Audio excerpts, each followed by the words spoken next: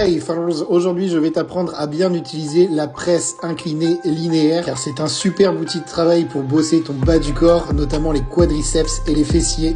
Je vais donc te présenter non pas une, non pas deux, non pas trois, non pas quatre, mais bien 5 différents types d'exécutions que tu peux faire sur cette machine et que tu pourras mettre en application sur tes prochains trainings. Let's go! Pour le premier type d'exécution, on va faire un focus fessier. Pour ça, tu vas devoir commencer par relever au maximum le dossier de la presse, donc en position 1. Deuxième chose, tu vas devoir placer tes pieds relativement haut sur le plateau. Petit nota bene, si tu es de petite taille, ça ne sert à rien de chercher à les mettre trop haut non plus, sinon tu n'arriveras pas à déraquer. Ici, vous avez donc la position idéale pour faire un focus fessier, tout simplement parce que cette position vous offrira une bonne flexion de hanche.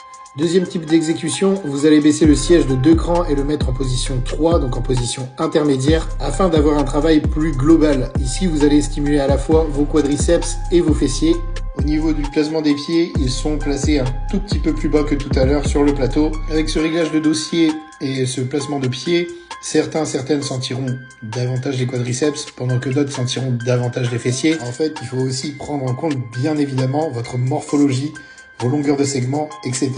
Tout n'est pas qu'une question de réglage. Néanmoins, ici, vous êtes dans la position la plus adéquate pour stimuler à la fois vos quadriceps et vos fessiers.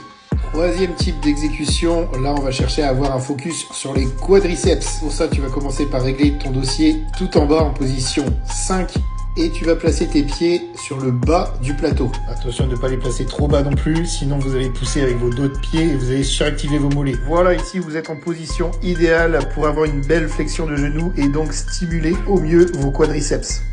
Quatrième type d'exécution, on va chercher à stimuler ces adducteurs, en plus des quadriceps et des fessiers. Donc ici, on va repasser sur un dossier réglé en position intermédiaire, en position 3. On va placer ses pieds au milieu du plateau, mais sur les bords. Donc vous aurez un écartement entre les deux jambes qui sera relativement important. On appelle ça la position sumo.